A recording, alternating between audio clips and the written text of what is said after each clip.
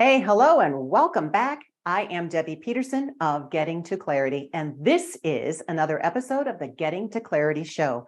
This is the place where busy leaders come to get the self-leadership tools that they need to create more success in their leadership with less sacrifice in their life and what is most important to them. So I'm so glad you're here today. Stay tuned.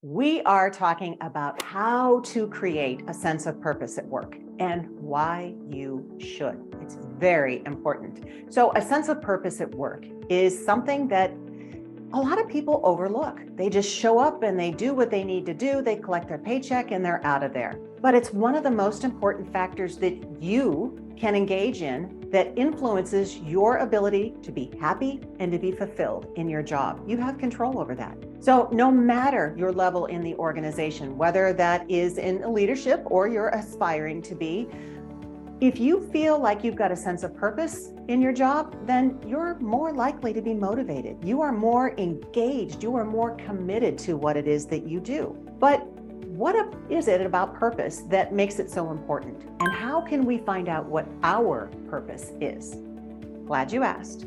So first of all, it's important to understand that purpose is not the same thing as the tasks that make up your role, your responsibilities.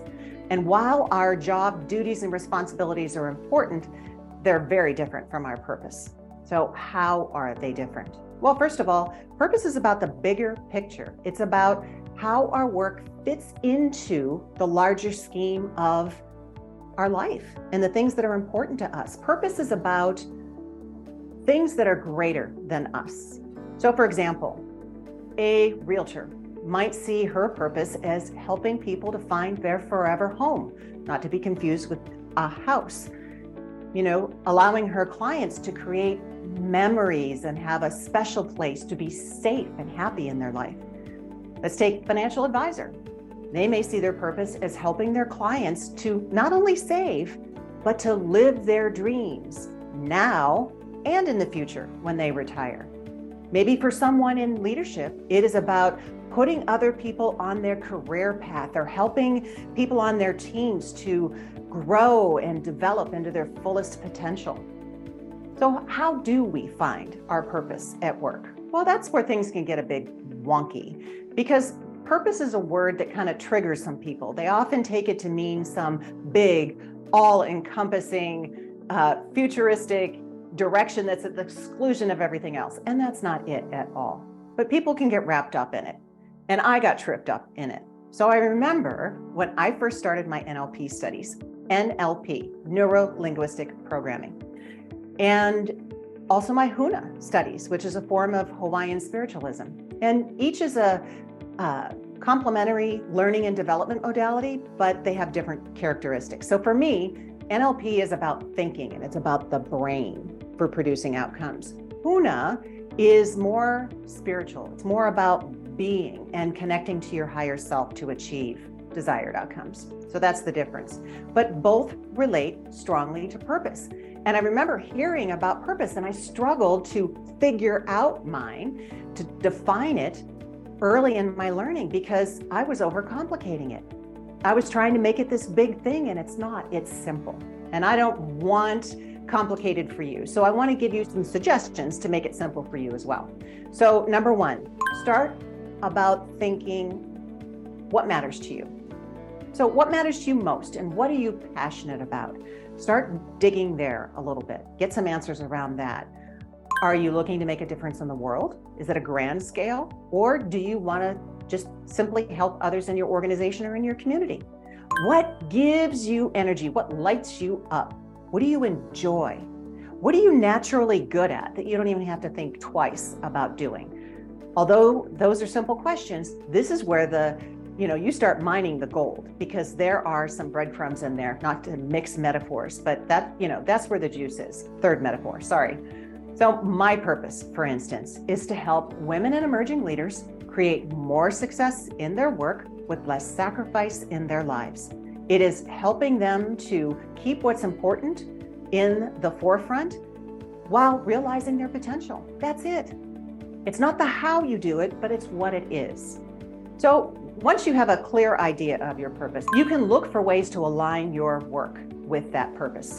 Number 2. This might mean finding a job that aligns with your values and your goals, finding a way to infuse your current position with a greater sense of your purpose. So for example, if your purpose is to help others through adversity, you might volunteer your time outside of work to organizations that align with that goal, because it's not always possible to put purpose strictly into the work, but you've got to put it into you as a person, because then you bring that energy to work as well.